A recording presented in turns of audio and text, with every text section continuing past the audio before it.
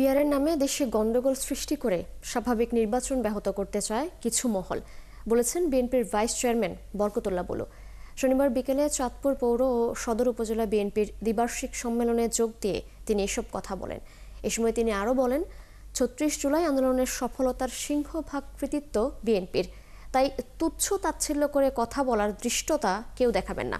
দীর্ঘ ১৭ বছর আন্দোলন ও সংগ্রামের মধ্য দিয়ে বিএনপি গণতন্ত্রের পথ তৈরি করেছে।